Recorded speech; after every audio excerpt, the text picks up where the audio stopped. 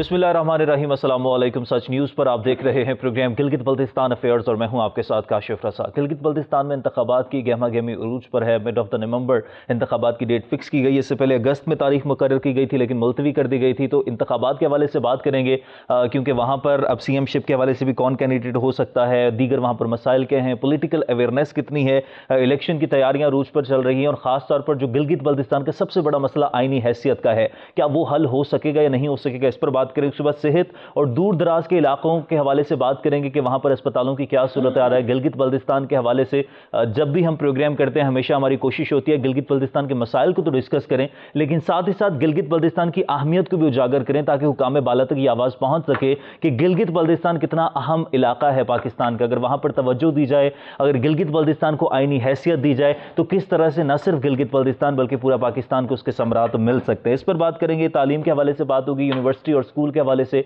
क्योंकि गिलगित बल्तिस्तान का literacy rate सबसे ज़्यादा है पूरे पाकिस्तान की निस्बत अगर बात की जाए तो। और उसके बाद टेक्निकल इंस्टीट्यूट, टूरिज्म और फिर in the end of the programme थोड़ा सा कोरोना सिचुएशन की बात करेंगे कि गिलगित बल्तिस्तान कितना इफेक्ट हुआ है। इस तमाम तर सूरत हाल पर बात करने के लिए मुझे स्टूडियोज़ में ज्वाइन किया है डॉक्टर मोहम्मद इकबाल साहब, साबिक वज़ीर तामीरात गिलगित बल्तिस्तान रह चुके हैं। बहुत शुक्रिया डॉक्टर साहब आपके वक्त का। एडवोकेट फिदा हुसैन अब्बासी साहब है, तर्जमान PTI ज़िला नगर हमारे साथ मौजूद हैं। एडवोकेट फिदा हुसैन अब्बासी साहब आपका भी बहुत शुक्रिया। डॉक्टर साहब सबसे पहले तो मैं मुबारकबाद दूँ आपको, आप PTI में आ गए हैं और अब इलेक्शन की गहमा गहमी उरूज पर है, तो क्या सूरत हाल अब गिलगित बल्तिस्तान में चल रही है क्योंकि वक्त कम है?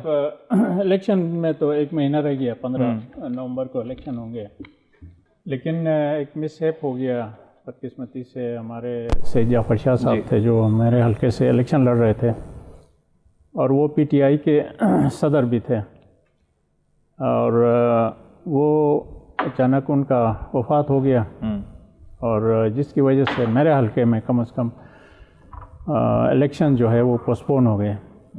तो अब वो मेरे ख्याल में नया शेड्यूल दे देंगे और उसके बाद फिर वहाँ पे इलेक्शन, क्योंकि 15 नवंबर को नहीं हो सकेगा, उसका इलेक्शन बाद में करवाएंगे। बाकी जो इलेक्शन के हवाले से उस वक़्त तक मैं as a independent candidate contest कर रहा था, वहाँ पे अच्छी पोजीशन थी, लोगों का रिस्पांस भी अच्छा था और बाकी कैंडिडेट भी कर रहे थे, पीपल्स पार्टी वाले कर रहे थे, कैप्टन शफी वो अपना कैंपेन कर रहे थे, लेकिन इनकी डेथ की वजह से हमने स्टॉप किया और अभी जब तक नया शेड्यूल नहीं आएगा हमारे हल्के में, बाकी हल्कों में बड़ी तेज़ी से और बड़ी ज़ोर शोर से इलेक्शन कैंपेन चल रही है। गिलगित में, हुंजा नगर में, गिज़र में, बल्तिस्तान में, दियामर में, हर जगह, क्योंकि जो आखिरी महीना होता है ये बड़ा क्रूशियल होता है, इसमें आपको डोर टू डोर कैंपेन करने होते हैं, लोगों से कांटेक्ट करने होते हैं, जलसे करने होते हैं। तो इस हवाले से बड़ी गहमा गहमी है वहाँ पर। लेकिन फिर क्योंकि मैं इस वक्त इंडिपेंडेंट था और कुछ मामलात PTI के साथ मेरे पहले से चल रहे थे, एक बातचीत उनके साथ हो चुकी थी, तो उन्होंने कहा था कि आप आके ज्वाइन कर लें उस वक्त भी, लेकिन शाह साहब क्योंकि उस वक्त बीमार थे, हॉस्पिटल में थे, तो लिहाजा डिसाइड ये हुआ था कि उनसे पूछ कर फिर मैं ज्वाइन कर लूँगा। ये डिले हुआ था मुशावरत के बाद, डिले होता होता बाद में उनकी वफ़ात हो गए। वो वफ़ात हो गए तो फिर मैं कल यहाँ पे उनके हवाले से एक ताज़ियती इजलास भी हुआ था सेक्रेटरीट में, PTI के सेक्रेटरीट में, तो वहाँ पर मैंने ज्वाइन किया और उसमें एक ताज़ियती तकरीर भी की और सब ने वहाँ फातिहा भी पढ़ी और ये छोटा सा एक वो था, उसमें कोई ऐसा नहीं था कि हमने कोई जश्न मनाया या खुशी मनाई, क्योंकि शाह साहब वफ़ात होगा, हम सब के लिए मोहतरम थे। ख़ास तौर पर मैं उनकी बड़ी इज़्ज़त करता था जब वो मेंबर थे उस वक़्त भी, और जब मैं इलेक्शन लड़ता था हम और दोनों एक दूसरे के ख़िलाफ़ इलेक्शन लड़ते थे, लेकिन उसके बावजूद मैं बड़ी उनकी इज़्ज़त और एहतराम करता था। तो इसलिए हम सबको दुख है उनकी मौत का, लेकिन ये एक प्रोसेस था, जॉइनिंग मैंने देना था, अब ज्वाइन किया है। बाकी PTI के उस पर डिपेंड करता है कि कोई कंडीशन नहीं है उसमें, मैंने जो ज्वाइनिंग दी है अनकंडीशनली PTI ज्वाइन किया है। बाकी टिकट के हवाले से भी या कोई और चीज़ें वो खुद डिसाइड कर लेंगे, میں نے کوئی ایسی کنڈیشن رکھ کے جوائننگ نہیں دی ہے. ٹھیک ہے. جی عباسی صاحب، گلگت بلتستان کے لوگوں کا اگر بات کی جائے، کلیکٹیولی پورے پاکستان کی عوام کی بات کی جائے تو پولیٹیکل اویئرنیس کافی زیادہ ہے. گلگت بلتستان کے لوگوں کا انتخابات ہونے والے ہیں تو پہلے کی نسبت پچھلے 5 سال میں پولیٹیکل اویئرنیس بڑھی ہے یا کیا وہاں پر سچویشن ہے؟ بسم اللہ الرحمن الرحیم. تو سب سے پہلے میں آپ لوگوں کے پروگرام کے توسط سے سید جعفر شاہ اور اس کے فیملی اور جتنے بھی فالوورس ہیں اس کے کارکن، ان سب کے لیے تعزیت پیش کرتا ہوں. یقیناً سید جعفر شاہ کی ذات سیاست کی ایک یونیورسٹی تھی، تو ہم جیسے طالب علموں کے لیے سید جعفر شاہ کی ذات سے سیکھنے کے لیے بہت کچھ ملتا تھا. تو ہم انتہائی تکلیف میں ہیں، بحیثیت کارکن بہت دکھ میں ہے. جتنا اس کے فیملی کے لیے تکلیف دلم ہے اتنا میرے لیے بھی تکلیف دلم ہم ہے. تو اس حوالے سے کل کی جو جوائننگ کے حوالے سے جو ایک باہر ایشو چل رہا ہے، تو ویسے وہ تو کوئی ایشو نہیں ہے. ایک یہ الیکشن پروسیس ہوتا ہے، یہ پروسیس میں جوائننگ دینا پڑتا ہے، لیکن وہاں رکھی تھی ایک تعزیتی ریفرنس. تو مجھے معلوم بھی نہیں تھا کہ ڈاکٹر صاحب کی شمولیت ہو رہی ہے، تو میں بھی گیا وہاں پہ جوائننگ دے دیا ریفرنس کے بعد. تو وہ ایک ایشو چل رہا ہے، تو اگر اس حساب سے سید جعفر شاہ کی فیملی کو ہماری طرف سے کوئی تکلیف پہنچی ہے تو ہم قوم اور کارکن تمام سے معذرت چاہتے ہیں. دوسری آپ کے سوال کے حوالے سے یقیناً گلگت بلتستان میں ایک پولیٹیکل اویئرنیس اپنے ایک پیک پہ پہنچی ہے. اس کی بنیادی وجہ یہ ہے کہ وہاں کے محرومیوں، تو اب وہاں کے نوجوان تقریباً لٹریسی ریٹ کے حساب سے سب سے ہائی ریٹ چل رہی ہے، تو اس حساب سے سیاسی وہ بھی ہائی چل رہی ہے آج کل. تو بہت فرق ہے، تقریباً 5 سال سے ابھی تک بہت فرق ہوا ہے، کیونکہ اس کی بنیادی وجہ یہ ہے کہ ہماری آئینی حقوق، سماجی حقوق پامال ہو رہے ہیں. تو اس امید سے لے کے ہم نے عمران خان کے پاس چلے گئے تھے. اب میری تقریباً 2011 میں شمولیت کیا تھا، اس امید لے کے کہ عمران خان صاحب کی قیادت میں ہم آئینی حقوق حاصل کریں گے. تو ہم پرامید تھے انشاءاللہ تعالیٰ عمران خان صاحب کی قیادت میں آئینی حقوق حاصل کریں گے، وہاں کی محرومیوں کا خاتمہ کریں گے. تو اس کے ساتھ ساتھ جو حوالے سے جو بھی فیصلہ کرے گی قیادت، اس حوالے سے ہم بالکل تسلیم کریں گے. اچھا ڈاکٹر صاحب، پولیٹیکل اویئرنیس تو ہے گلگت بلتستان میں، لیکن ابھی 1 مہینہ ہے، جس طرح سے آپ نے کہا کہ یہ بڑا کروشل ٹائم ہوتا ہے، آپ کو ڈور ٹو ڈور کیمپین کرنی پڑتی ہے، آپ کو جلد سے جلوس کرنے پڑتے ہیں. آپ کو کیا لگ رہا ہے وہاں کی جو لوگ ہیں، اب وہاں کے سب سے بڑا مسئلہ تو آئینی حیثیت کا ہے کہ جب تک گلگت بلتستان کو آئینی حیثیت نہیں ملتی، اختیارات اس طرح سے نہیں ملتے، وہاں کے لوگوں کا آپ کو کیا لگتا ہے رجحان کس جماعت کی طرف زیادہ ہے؟ نون لیگ کو وہ دیکھ چکے، پیپلز پارٹی کو بھی غالباً دیکھ چکے ہیں، پی ٹی آئی پورے پاکستان میں سچویشن سب کے سامنے ہے.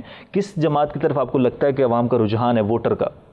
دیکھیں، ایک نیچرل سی بات ہے، ہمارا علاقہ چلتا ہے اس پہ گرانٹ پہ، وفاق سے جو گرانٹ ملتا ہے، ہمارا اپنا کوئی ریونیو نہیں ہے.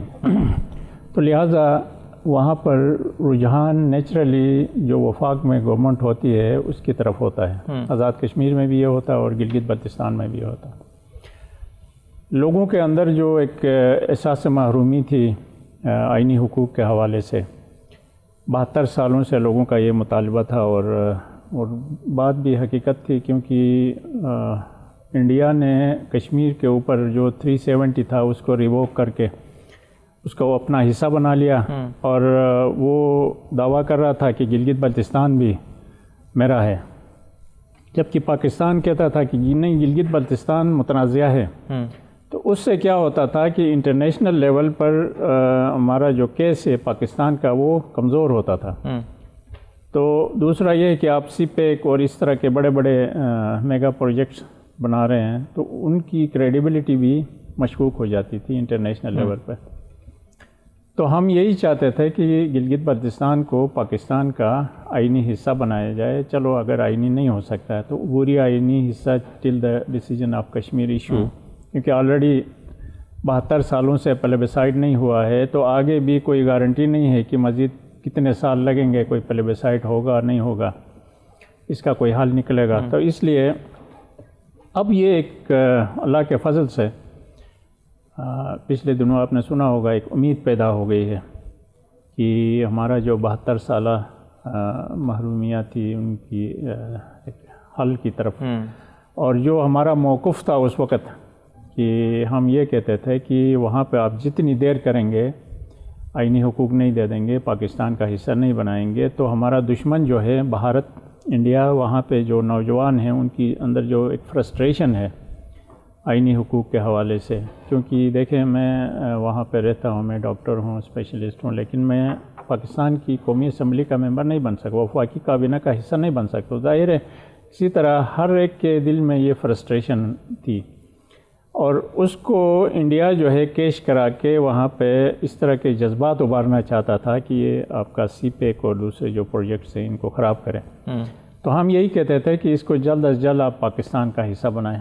اب ان کو سمجھ آ گئی ہے اللہ کے فضل سے، پچھلے دنوں آپ نے سنا ہوگا کہ ایک تمام پارلیمانی لیڈرز کی میٹنگ بھی ہوئی ہے جس میں یہ ڈیسائیڈ ہوا ہے کہ اس کو عبوری آئینی صوبہ بنائیں گے، اور اس میں مجھے امید اس لیے ہے کہ ہماری پاک فوج اس کے پیچھے ہے، اور اس اجلاس میں آرمی چیف اور DGISI بھی شریک تھے، اور انہوں نے ان کو جمع کر کے اور کہا کہ ان کی جو 72 سالہ محرومیاں ہیں ان کا ازالہ ہونا چاہیے، ان کو آئینی حقوق ملنے چاہیے۔ ٹھیک، تو امید تو ہے کہ یہ الیکشن کے بعد، کیونکہ وہاں سیاسی پارٹیوں نے یہ کہا کہ اس کو الیکشن کے بعد کیا جائے، کیونکہ ان کو خطرہ تھا کہ اگر الیکشن سے پہلے کرتے۔ اچھا، میں آپ کی بات مکمل ہونے دیتا ہوں، مجھے بریک لینی ہے، بریک کے بعد واپس آ کے گفتگو کا سلسلہ یہیں سے آگے بڑھاتے ہیں، ہمارے ساتھ رہیے گا۔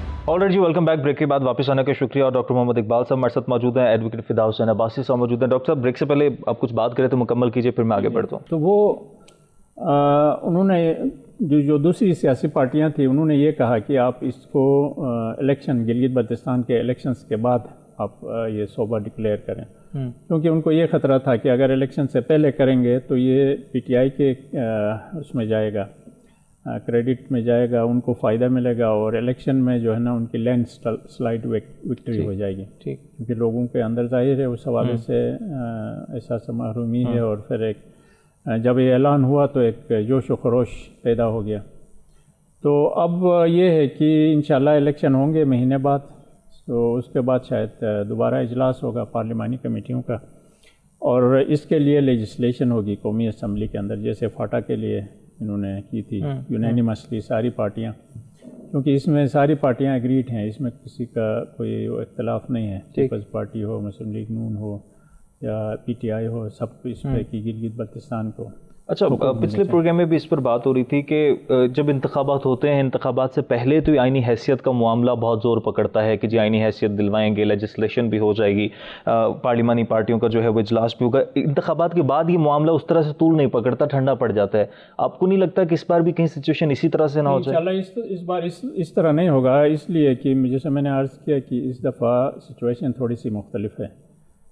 پچھلے انتخابات میں ہوتا تھا، یہ ہوتا تھا ہر دفعہ جو ہے نا یہ ایشو اٹھتا تھا الیکشن کے دوران، ہر پارٹی جو بھی وفاق میں پارٹی ہوتی تھی وہ لوگوں کو یہ جانسا دیتی تھی کہ ہم آپ کا یہ آئینی مسئلہ جو ہے حل کریں گے، اور وہاں جو ان کی پارٹی ہوتی تھی وہ یہی کہتے تھے کہ ہم اس کو حل کرائیں گے۔ تو ہمارے لوگ بڑے معصوم ہیں، وہ ہر دفعہ یہی سمجھتے تھے کہ شاید یہ معمہ جو ہے نا اس دفعہ حل ہو جائے گا، تو ان کو ووٹ دیتے تھے لیکن وہ حل نہیں ہوتا تھا، الیکشن کے بعد پھر وہ بھول جاتے تھے، ڈیلے ہو جاتا تھا۔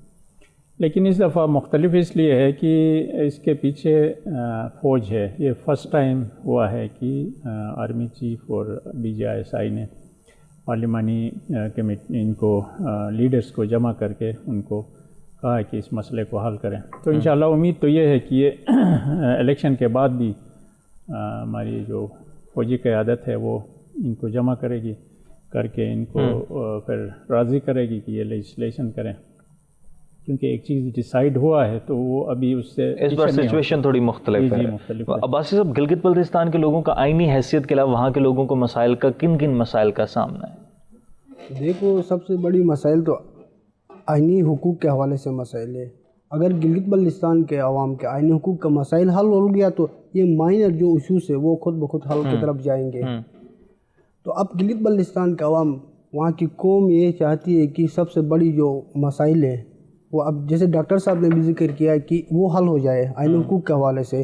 آئینی حقوق اگر حل ہو گیا تو جیسا پنجاب کے، سندھ کے، بلوچستان اور کے پی کے وہاں کے بیٹے جا کے سینٹ اور نیشنل اسمبلی کے اندر بیٹھ کے اپنے حلقے کے، اپنے قوم، اپنے عوام کے بارے میں مسائل ڈسکس کر کے ان کے ایک حل کی طرف جاتے ہیں. اسی طرح وہاں کے جو مائنر ایشوز ہے، جس طرح یہ آئینی حقوق کے یہ حل ہو گیا تو اس کے بعد جو مائنر ایشوز خود بخود حل ہو جائیں گے، کیونکہ ہم بھی اپنے لیے اپنے عوام کی بہتری کی لیجسلیشن کریں گے. یہ اختیارات کی بات ہے. سب سے پہلے اگر ہمارے اسمبلی کے پاس اختیارات ہو تو وہ لیجسلیشن کریں گے تمام مسائل کے خاتمہ کرنے کے لیے. تو اس کا تو میں یہ سمجھتا ہوں بحیثیت ایک قانون طالب علم تو سب سے اہم جو ایشو ہے وہ وہاں کے آئینی حیثیت کی تعین نہیں ہو رہا ہے. جس طرح اب کشمیر، انڈین ہیلڈ کشمیر، پاکستان اور گلگت بلتستان مسئلہ کشمیر کو 3 اکائیس تھے. تو اب ان تینوں کے ڈیفرنٹ سچویشن ہے. وہاں انہوں نے ایک اس کے بعد ایبوگیشن کے بعد ایک الگ حیثیت دیا. اب کشمیر اور گلگت بلتستان کے الگ الگ حیثیت ہے تو مسائل بھی الگ الگ ہے. اب گلگت بلتستان کے سب سے اہم مسائل آئینی حقوق. آئینی حقوق نہ ہونے کی وجہ سے وہاں کے تعلیمی مسائل ہیں، ہیلتھ کے حوالے سے ایشوز ہیں، انفراسٹرکچر کے حوالے سے ایشوز ہیں. تو اب ان تمام ایشوز کا خاتمہ کرنے کے لیے آئینی حقوق کا تعین ہونا لازمی ہے. اب وہاں کے عوام یہ جانتے، خصوصاً یوتھ یہ سمجھتے ہیں کہ ایک مضبوط وفاق گلگت بلتستان کی ضامن ہے.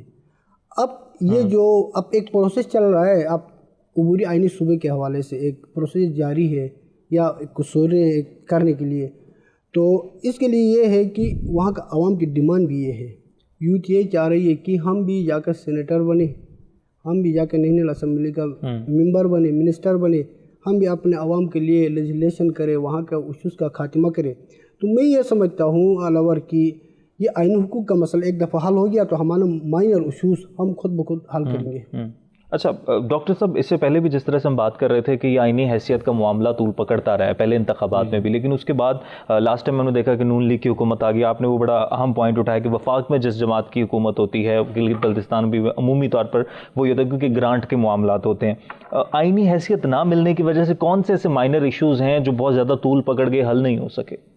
دیکھیں وہاں پر بہت سارے مسائل ایسے ہیں جو آئینی حیثیت نہ ہونے کی وجہ سے ہمیں سامنا کرنا پڑتا ہے. جیسے فرسٹ آف آل آپ کا یہ بجٹ ہے، ٹھیک ہے، اور اس کے لیے ہمیں اتنی تگ و دو کرنی پڑتی ہے کہ ہمارا وہاں کا چیف منسٹر، فائنانس سیکٹری وغیرہ ان کو جو ہے نا بار بار ادھر آنا پڑتا ہے کہ آپ ریلیز دے دیں فلاں. بہت سارے مسائل وہاں پہ. پھر آپ کے یہ جو ایشوز ہیں بارڈر کے اوپر کے پی کے ساتھ آپ کے ویسٹرن اور پھر آپ کے کوہستان سائڈ پہ ہیں. لیکن بات یہ ہے کہ اب ظاہر ہے جو وفاق میں حکومت ہوتی ہے وہ کے پی کے جو ممبران بیٹھے ہیں ان کی اسمبلی میں، سینٹ میں اور کابینہ کے اندر، ظاہر ہے ان کی بات سنے گی. ہمارا وہاں پہ کوئی آدمی نہیں ہے تو اس لیے ہماری کوئی بات نہیں سنتا ہے. اس لیے ہمارے لیے بڑے مشکل وہاں پہ جو بھی ایشو پیدا، کوئی پولیٹیکل ایشو پیدا ہوتا ہے، کوئی اور لا اینڈ آرڈر کے حوالے سے ایشو پیدا ہوتا ہے، تو ہمارا کم از کم قومی اسمبلی کے اندر 1 2 3 کوئی بھی آدمی ہوگا تو وہ آواز اٹھائے گا. وہاں پہ کوئی آدمی نہیں ہے جو ان مسائل کے اوپر آواز اٹھا سکے، جس کی وجہ سے ہم جو ہے نا وہ وہاں پہ بڑے لوگ جو ہے نا فرسٹریٹ ہو جاتے ہیں.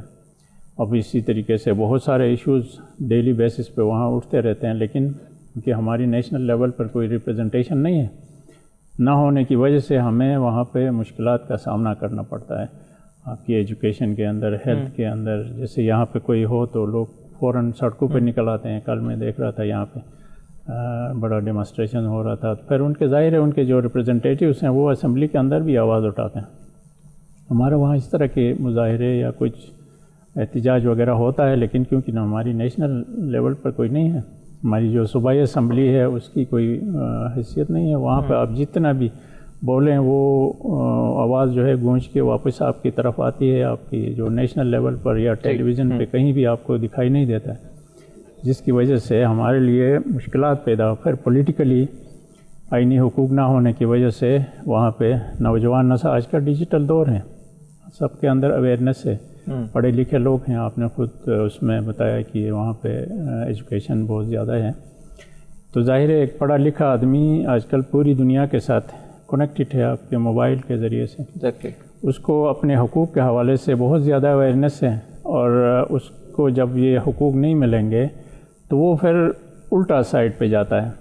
तो ये पाकिस्तान के मफाद में नहीं था। हम यही कहते थे कि हमारी नौजवान नस्ल को अब पुराना वाला ज़माना नहीं है, अब इनको कंट्रोल करना बहुत मुश्किल है, इसलिए आपको इनको हुकूक देना पड़ेगा ताकि इनके अंदर जो फ्रस्ट्रेशन है वो ख़त्म हो जाए।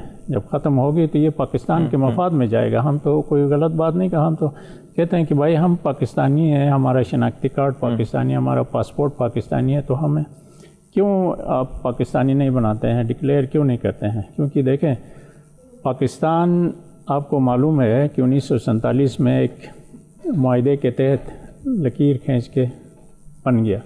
गिलगित बल्तिस्तान वाहिद इलाका है जिसने जंग करके, वहाँ के लोगों ने जंग लड़ के डोगरों से आज़ादी हासिल की है और अनकंडीशनली पाकिस्तान में आके शामिल हो गए।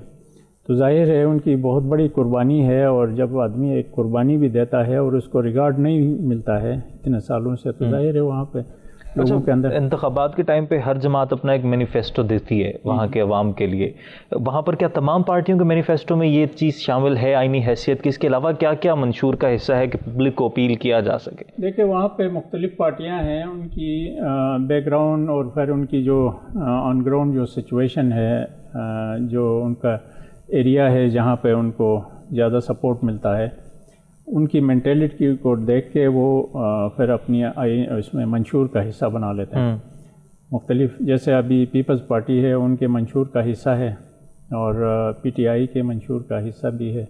पीएमएलएन के मंशूर का हिस्सा नहीं है, वो इसलिए कि उन्होंने इसको ओपन छोड़ा हुआ है। पिछली दफ़ा जब हम इलेक्शन लड़ रहे थे तो ज़ाती हैसियत में मैं स्ट्रगल करता था, बात करता था आईनी हुकूक के हवाले से। हर जगह जिस फोरम में भी हम जाते थे, जहाँ भी मुझे मौका मिलता था, मैं खुल के बात करता था, चाहे वो प्राइम मिनिस्टर नवाज शरीफ हो या कोई और हो, उनके सामने मैं बोलता था।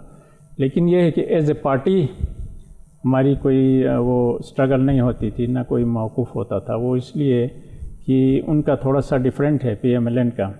वो कहते हैं कि हमारे जो फ़लाँ एरियाज़ में इतनी ज़्यादा आईनी हुकूक के हवाले से पजीराई नहीं मिलती है। तो ये चीज़ें वहाँ पर के साजिश के तहत लोगों के जहन में डाल दी गई थी कि अगर आईनी हुकूक मिलेंगे तो इस फ़िरके को फ़ायदा मिलेगा, इसको फलाना, इस तरह की चीज़ें डाली गई थी। लेकिन अल्लाह के फजल से वो वक्त के साथ साथ लोग एजुकेट हो रहे हैं, उनको समझ आ रही है कि ये चीज़ें नहीं हैं। जमहूरियत में ये होता है कि आप इलेक्शन लड़ते हैं, अगर आपके अंदर क्वालिटीज़ हैं, बेशक आप किस कौम से ताल्लुक़ रखते हैं, किस फ़िरके से ताल्लुक़ रखते हैं, वो मैटर नहीं करता। आप ऊपर आ जाते हैं और आप जो है ना उस गवर्नमेंट बना लेते हैं। ठीक। तो इसलिए ये चीज़ें अभी कम होती जा रही हैं। इंशाल्लाह ये वक्त के साथ साथ situation is getting better now. Break लेते हैं, ब्रेक के बाद वापस आएंगे, और वापस आने के बाद कुछ नौजवान नस्ल के मसाइल के हवाले से बात करेंगे, टूरिज़म के हवाले से बात करेंगे, और दीगर इशूज़ पर भी बात होगी। ब्रेक के बाद हमारे साथ रहिएगा।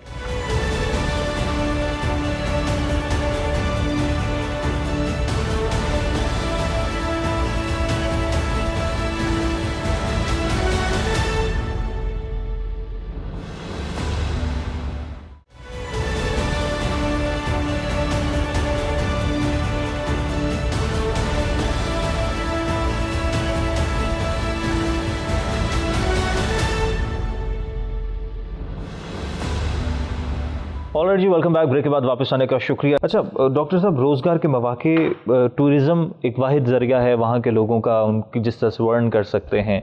कोरोना की वजह से सिचुएशन वर्स्ट हुई, टूरिज़म पर तवज्जो कितनी दी गई पिछली हुकूमतों की तरफ से, और अब टूरिज़म में कहाँ कहाँ पर आप समझते हैं कि लैब्स हैं उनको कवर किया जा सकता है? इसी तरीके से आपके जो दूसरे ममालिक, जो इस्लामी ममालिक हैं, मैं आपको एक मिसाल देता हूँ। मलेशिया जो है वो $40 बिलियन सालाना टूरिज़म से कमाता है। इसी तरह तुर्की कमाता है, आपका दुबई कमाता है। वो क्यों कमाता है? हमारे पास क्यों टूरिस्ट नहीं आता है, जबकि हमारे पास पोटेंशियल ज़्यादा है उनकी निस्बत, और लेकिन हम उसका फ़ायदा नहीं उठा सकते। उसकी सबसे बड़ी वजह यह है कि उन्होंने टूरिस्ट को फैसिलिटेट किया हुआ है। جہاں سے آپ کا ویزا پروسیس شروع ہوتا ہے.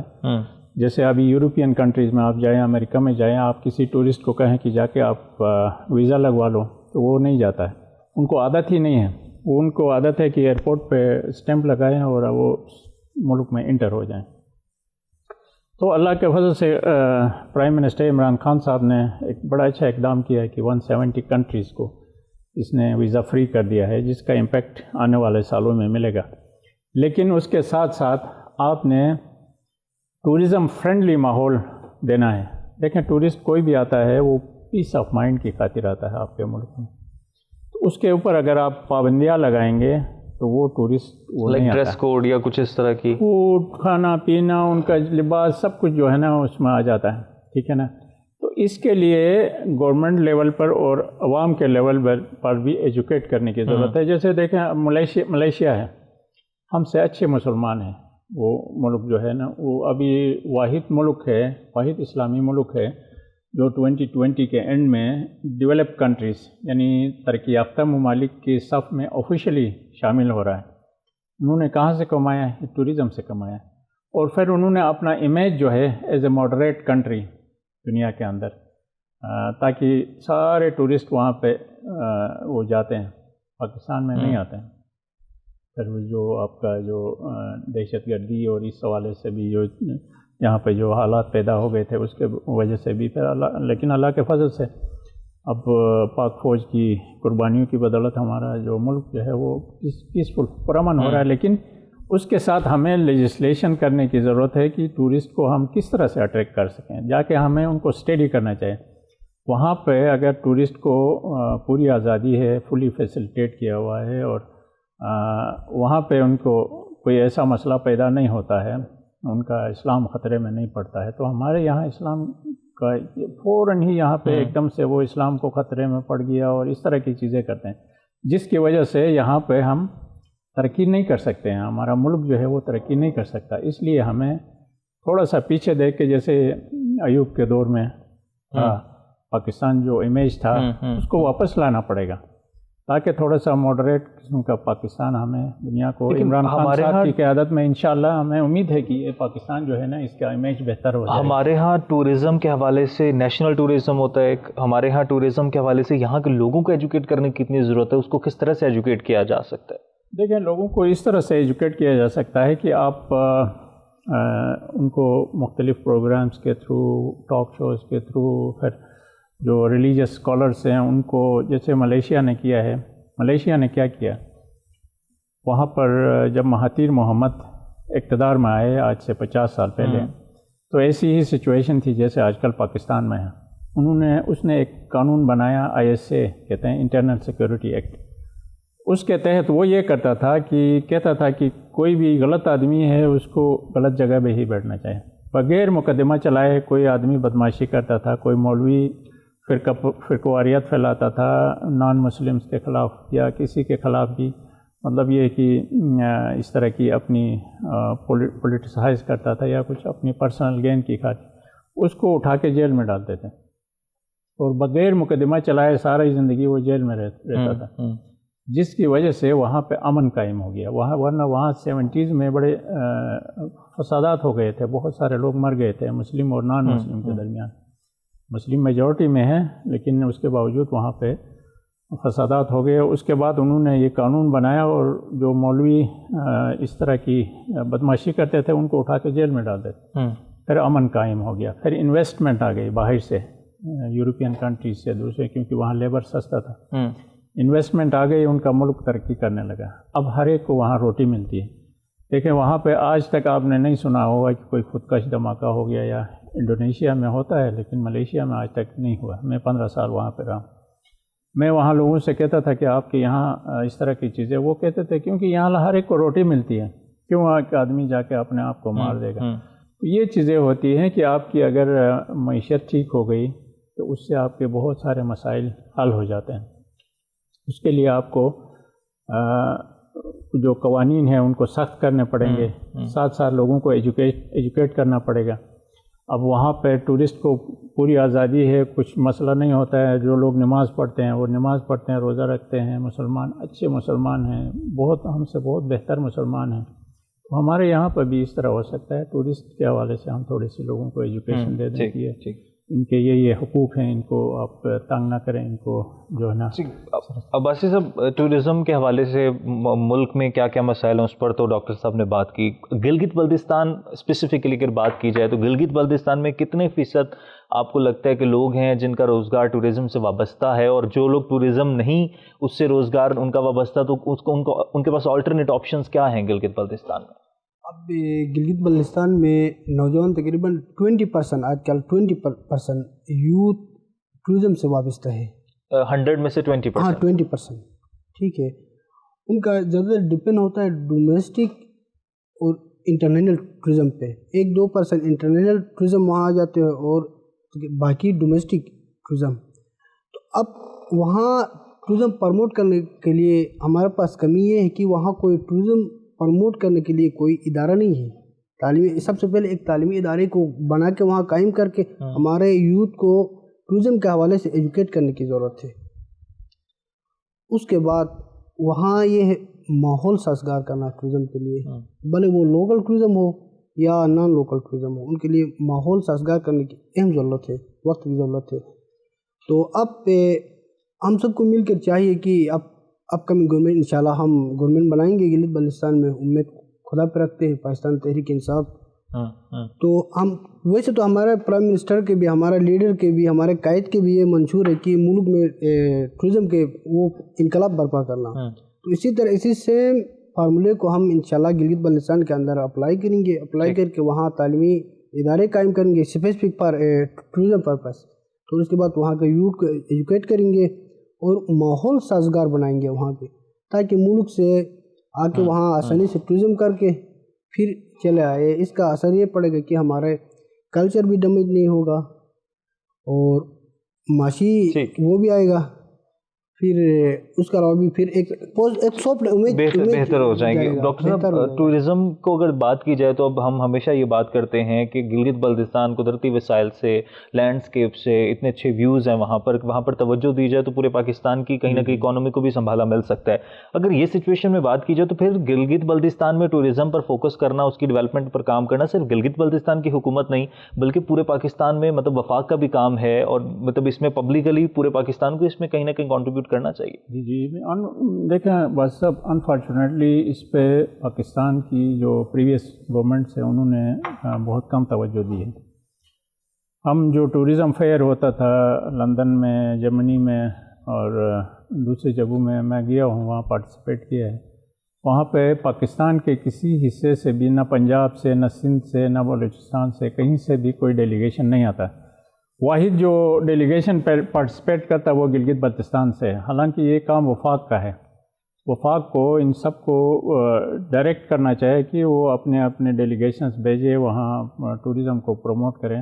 پنجاب میں بھی ہے ٹورزم، اسی طرح سندھ میں آپ کے جو مونجڈارو ہے اس کے حوالے سے وہاں پہ باہر کی دنیا میں کسی کو پتہ نہیں ہے، اس کو پروموٹ کریں۔ اور جیسے ایجپٹ نے کیا ہے، ایجپٹ کے اندر جو ان کی جو آثار قدیمہ ہیں ان کے دیکھنے کے لیے ساری دنیا جاتی ہے، تو ہمارے یہاں کیوں نہیں آتے ہیں؟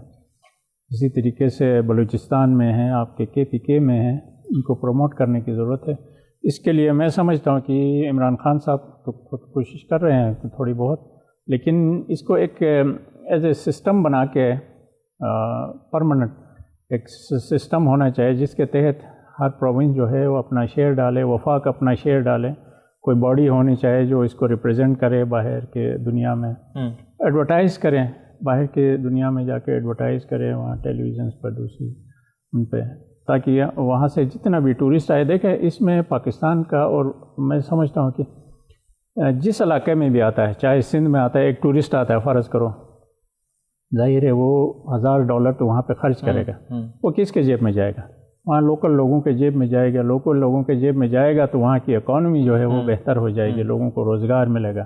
اور یہ ایک ایسا سیکٹر ہے جس کو ڈیولپ کر کے آپ ہزاروں لاکھوں لوگوں کو اس میں کھپا سکتے ہیں۔ آپ سرکاری نوکری دے کے کتنے لوگوں کو دے دیں گے؟ ہمارے پاس جب میں منسٹر تھا، لوگ آتے تھے مجھے نوکری دے دو، मैं किसको नौकरी दे देता हमारे पास। कहने का मतलब ये है कि रोजगार के मौके भी पैदा होंगे। दूसरा, आपको अगर बाहर से इन्वेस्टमेंट पाकिस्तान में लेकर आनी है तो उसके लिए आपको पाकिस्तान में पहले कुछ ना कुछ इन्वेस्ट करना पड़ेगा। जिस तरह से आपने कहा कि एडवर्टाइजिंग पर आप पैसा लगाएं, आप इंफ्रास्ट्रक्चर को बेहतर करें, आप फैसिलिटेट करेंगे तो डेफिनेटली टूरिज्म भी डेवलप होगा। बहुत शुक्रिया डॉक्टर मोहम्मद इकबाल साहब, साबिक वज़ीर तामीरात गिलगित बल्तिस्तान, एडवोकेट फिदा हुसैन अब्बासी साहब, तर्जुमान PTI ज़िलनगर हमारे साथ मौजूद थे। गिलगित बल्तिस्तान के मसाइल के हवाले से, इंतखाबात की जो तैयारियां चल रही हैं उस पर तफसील से बात कर रहे थे। अब देखना यह है कि गिलगित बल्तिस्तान को सिचुएशन अब क्वाइट बेटर कि गिलगित बल्तिस्तान को आईनी हैसियत मिल जाएगी। दीगर मसाइल पर भी बात करने की ज़रूरत है और उन पर तवज्जो देने की ज़रूरत है। हम उम्मीद करते हैं कि पूरे मुल्क के हक में जो भी हो वो बेहतर हो। आज के प्रोग्राम से इजाज़त दीजिए, अल्लाह ने के बाद।